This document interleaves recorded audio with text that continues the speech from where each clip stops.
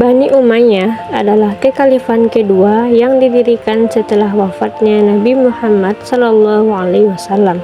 Kekhalifahan ini resmi berdiri setelah wafatnya Ali bin Abi Thalib, khalifah terakhir dari Khulafaur Rasyidin. Pendiri dan khalifah pertama Bani Umayyah adalah Muawiyah bin Abu Sufyan atau Muawiyah I yang menjadi gubernur Syam pada masa pemerintahan Umar bin Khattab dan Utsman bin Affan. Pemerintahan Bani Umayyah berlangsung lebih dari 3 abad yang dibagi ke dalam 2 periode. Periode pertama antara 661 sampai 750 Masehi dengan pusat pemerintahan di Damaskus. Kemudian periode kedua antara 756 sampai 1031 Masehi di Cordoba, Spanyol. Tidak hanya masa pemerintahannya yang lama, Daulah Umayyah memiliki sejarah yang sangat panjang.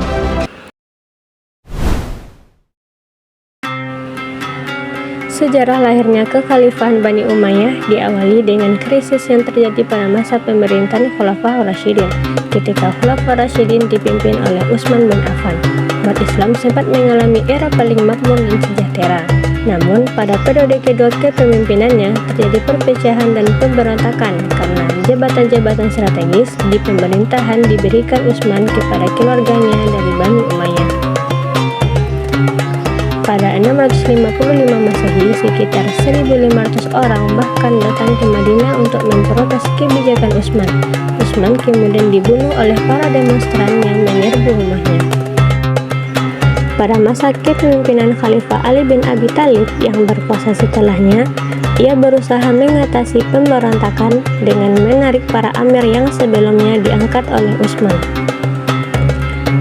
Di saat yang sama, tuntutan untuk membalas dendam atas pembunuhan Utsman pun meningkat, hingga meletuslah Perang Jamal atau Perang Unta pada tahun 656.